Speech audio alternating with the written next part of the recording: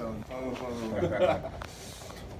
Well, Dana, as you said, last episode, another season in the books. Give us the evaluation. How do you think it went this year? Awesome. I mean, I said this before, and I'll say it again. I could do this every Tuesday forever. I love it. Sean and Mick do too. And obviously, you guys do too.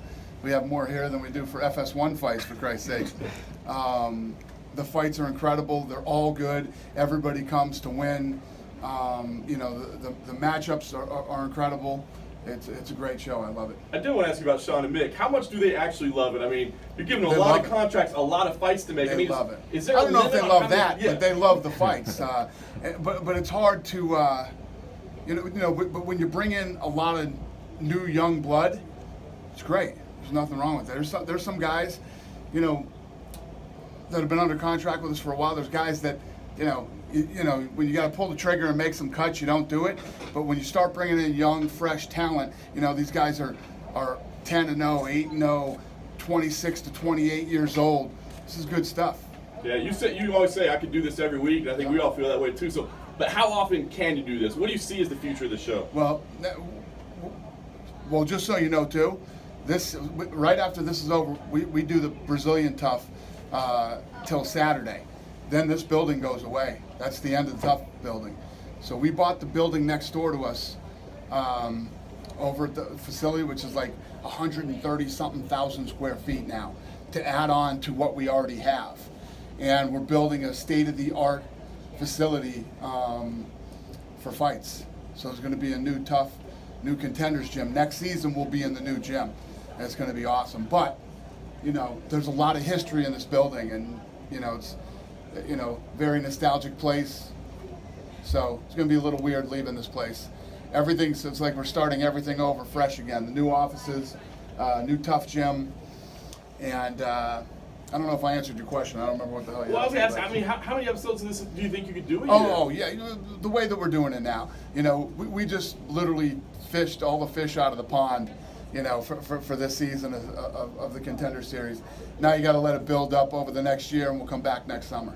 On the new gym, will you take all the artifacts and stuff like that? All this is going, yeah. Everything goes. Yeah. What are your feelings as this comes to an end here, as far as this chapter, and as this was the TUF one, is really what put you guys on the trajectory? Sure. Yep, the Ultimate Fighter. I think we came in and found this building in 2004, and came in, gutted it out, and built the gym, obviously, which was much smaller than it is now. And then over the years, as TUF got bigger, we expanded, and it's been a hell of a ride. It's just like our old office buildings. It was fun. It's a little tough to leave, and I am actually pretty sentimental about that stuff. And yeah, so Lorenzo was supposed to come today, but he got caught up at work and stations, and yeah, this is it on Saturday. What's the main artifact from here that you'll take back to the new place? All the jerseys, all the signed jerseys from every season. Those will be in the new gym. It'll look a lot like this gym, but a lot better. Some good memories of. And it won't be as hot. There will be air conditioning in this one. Thank you. Some good memories of driving over and putting out like some fires during the reality series. Yeah, I spent a lot of time, especially the first few seasons. I spent a lot of time in this place. The first one was 5 or 6 weeks, or maybe it was 6 or 7 weeks. The first one, I don't remember, but the first one was the longest. And yeah, I spent a lot of time here. I was literally here the whole time for the first few seasons. Any backstage incidents that was never on film that comes to your mind? I'm sure tons, but not off the top of my head. I mean, anything that was really good made it. Made it, yeah. Too much stuff made it at some points, and we had some issues with too much fun stuff happening or not fun stuff happening. Are you still hopeful that the Ultimate Fighter continues, or have you resigned yourself to the fact that it's probably done? The Ultimate Fighter will continue. Yeah, there's still a huge market for the Ultimate Fighter. The Ultimate Fighter still does well.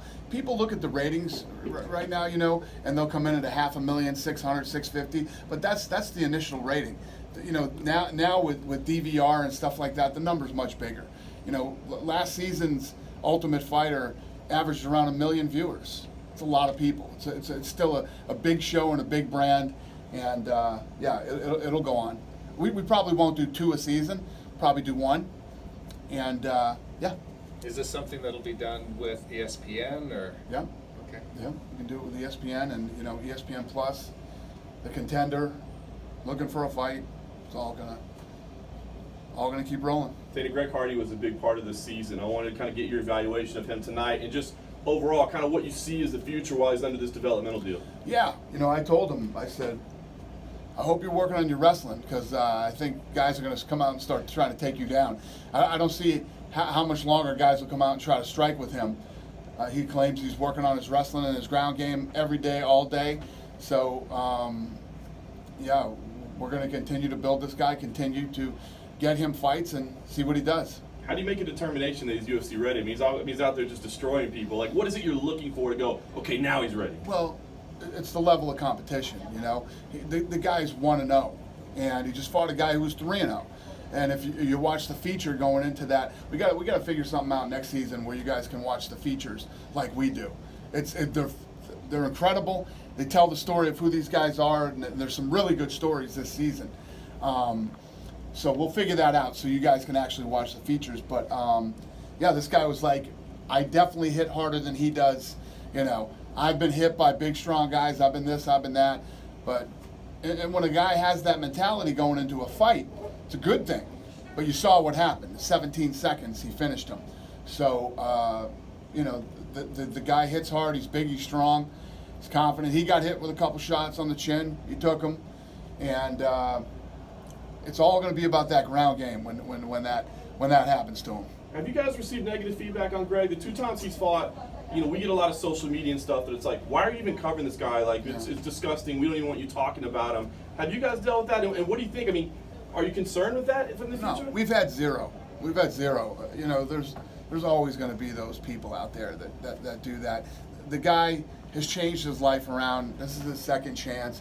He's been excellent to deal with. Everybody who's come in contact with him since he's been with us has said nothing but good things about him. The guy made a mistake. You're always going to have the freaks that have nothing better to do and want to run around and say, this and that, or somebody has a cause. What the guy did was horrible. He has a second chance here. He turned his life around. Not only did he, he got off drugs, got off alcohol, hit rock bottom, and then built himself back up. What do they want the guy to do? He should never work again. He should never do anything again. Life doesn't work that way.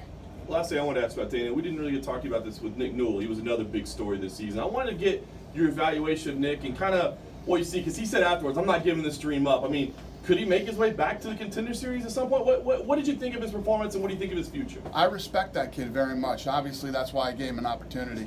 I just always believed that the UFC was a tough place for Nick. This is a tough place with 2 arms and 2 legs, and this is the real deal. I put him in the Contender Series to see if he could make it to the UFC. He didn't make it.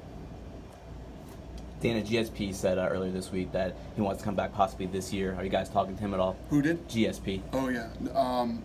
I had heard that he said something like that. That's good. No, we haven't talked, but sounds like we will. Maybe now you will. Yeah. Maybe MSG, Toronto, obviously. Toronto makes sense. Toronto wouldn't be bad. He mentioned that he'd like to fight the winner of Khabib and Conor. What's your thoughts on that? Yeah, that's probably not going to happen. He gave up the 170-pound belt. He gave up the 185-pound belt. You know what I mean? It's like, no. What is the situation with Pick a division. What is the situation with Nate Diaz? Have you talked to him since he tweeted that? Nate Diaz? Nope. Hunter might have. I haven't. Dana, did you guys? It's not my problem. Did you guys speak on Monday about press stuff for Khabib and Conor? That whole thing. You said meetings will be Monday. Yesterday. Yeah, we did. We did have a meeting. Maybe I should be asking Lene. And we did. Yeah. We're working on it. Okay. Yeah, we had our initial meetings to go through everything yesterday, and start putting stuff together. Yeah, it's all in motion. How difficult was the negotiation on both sides with those guys? Not at all. Yeah. I mean, if you look at when Conor's deal got done, in New York, and when we announced the fight, everybody wants to fight.